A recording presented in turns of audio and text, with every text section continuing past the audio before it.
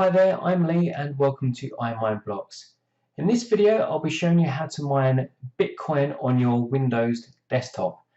Now just hold up for a second, you might have already heard that Bitcoin is very difficult to mine, or you might need specialist hardware called ASIC miners, and you've seen these warehouses filled with all these miners and it looks very complicated. And all of that is true. However, there is some software that I'm going to show you in this video that allows you to mine other cryptocurrencies and then they're automatically transferred into Bitcoin, and then from there you can access your Bitcoin just as you normally would. So this is a video not for experienced miners, it's really for guys that are just starting out, beginners, and if you're looking to get started mining Bitcoin, I'm going to show you how to do it in this video. So let's get started. So the first thing you want to do is open up your web browser, and you want to use the link in the video description, which looks like this. So use that link and it will take you to this special page, and when you do so you'll also get 1,000 free Satoshis. So that's just a little bit of a tiny little bit of Bitcoin just to help you get started. So on this page you'll see here you just want to enter your email address,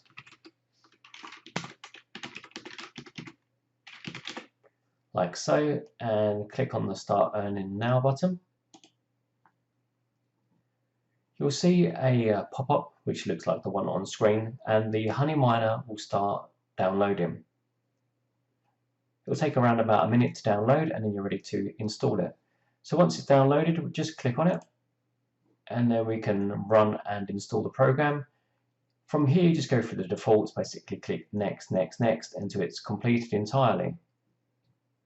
Once the Honey Miner has been installed, you will now be ready to start the program. So on your desktop you can just double click on the Honey Miner icon, which looks like this.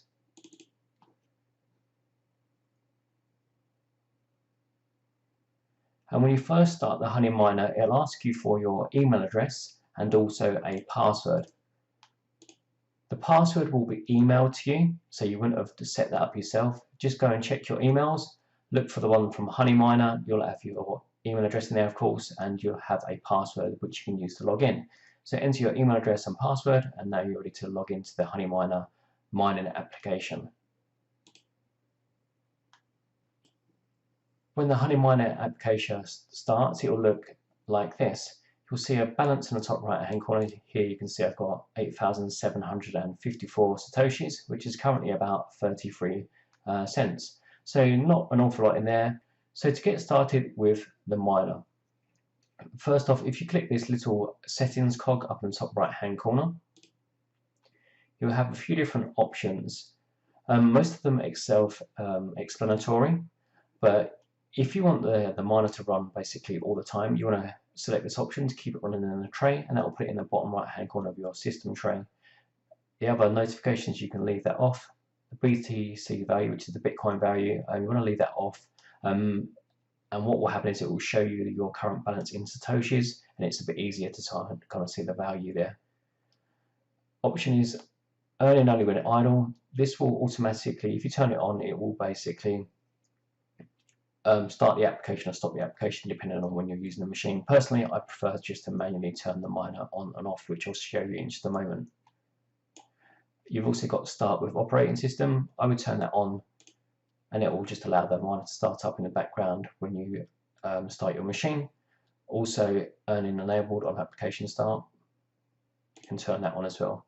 So with those two options turned on, the miner will start when you start Windows, and it will start mining for you automatically. Of course, if you don't want that as an option, you can just turn them off. The next option is GPU mining. If your computer has a graphics card and you want to utilize that for mining, turn this option on. And with your CPU mining, I would normally leave that on as well. So you have the option, you can either mine with your GPU and CPU, or one or the other, whichever your preference is. Once you've gone through the settings, you can now click on Done. And I'll show you, so your basic kind of operation is you start the Honey Miner up if it hasn't started automatically for you. And you click on this button here, this little switch, and that turns the Honey Miner on. So it'll probably take about a minute for it to get up and running normally. And I'll show you, you can kind of see the the mining activity on this right hand panel here. What you should see is, depending on your setup, you should see your GPUs that are mining here and also your CPUs mining. Like I say, it roughly takes about a minute to get started. In addition, you can also see this full activity. So this opens up an additional window where you can see a little bit more information about your system. So you can see your CPU, the current rate of its mining, and also the expected earnings. You should also see your GPU. Again, you've got temperature readout and expected earnings and hash rate over a period of time. At the top, you've got a general summary of your GPUs, CPUs, and again, 24-hour earnings potential. And if you wish to turn the Honey Miner off, you just press the switch and it turns the miner off. So now I'll show you on the Honey Miner website a little bit more information about managing your account and also how you can withdraw your Bitcoins once you've earned them. So you visit the Honey Miner website using the link that I've already provided to you. You use the same email address and password as you use when you first register. And here you'll see that basically the same information as in the mine application itself. We've got our balance and we've also got the balance as $1. You can see there's like this mining kind of rewards program.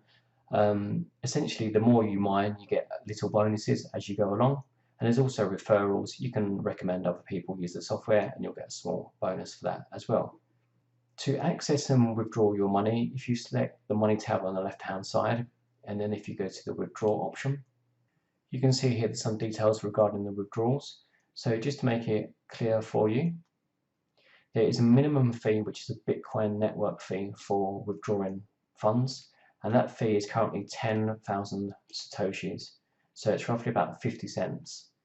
So there's no point withdrawing any money until you've earned over that amount. There's also a minimum transaction size, but that doesn't really apply in this instance because we already have the Bitcoin fee is already much higher. So you're probably going to want to earn at least a few dollars before you withdraw any funds. But assuming you have earned many thousand Satoshis and it's worth a couple of dollars, you might want to withdraw your first funds. So if you click this green button, which is Manage Wallets, and then you can add a new wallet. So the wallet type, the only option is Bitcoin at the moment, and then your wallet label, you can just add something like default. And then you're going to add your Bitcoin wallet address. So if you have a blockchain wallet or a Coinbase wallet, obviously Bitcoin wallets, you want to add in that address there and you want to save it. And then you'll be able to withdraw your funds from the miner to your whichever Bitcoin wallet that you use. Okay, a few final points on the frequently asked questions page of the Honey Miner. So the one thing I just want to point out is what is Honey Miner's revenue model. So essentially, if you're mining with a single GPU, Honey Miner's fee is 8%, and if you've got 2 or more GPUs, the fee is 2.5%. So just to make you aware of that. So the fee structure is quite high compared to other miners, but what you're getting is the simplicity of this miner. So for anyone that's watching, what I would recommend is that you start with this miner, get a good feel for how mining works, also your associated electricity costs, because you are going to be using electricity when you mine, so you want to get a feel for those costs. And then later on down the road, when you're a bit more comfortable with mining and how the whole system works, maybe move on to a more specialized miner from that point with lower fees. So that's one extra point that I just wanted to cover there. Okay guys, so that's it for this video. Thank you very much for watching. If you have any questions or comments, please leave them down below this video and I'll be sure to get back to you. If you haven't done already, please consider subscribing. I do put out content like this on a regular basis and it would be great to have you as part of our community. If you did like the video, give it a like, and if for some reason you didn't like the video, you can use that thumbs down button, but let me know in the comments why you didn't like it, what was missing, if there was something missing. Okay, thanks for watching. I'll see you on the next one.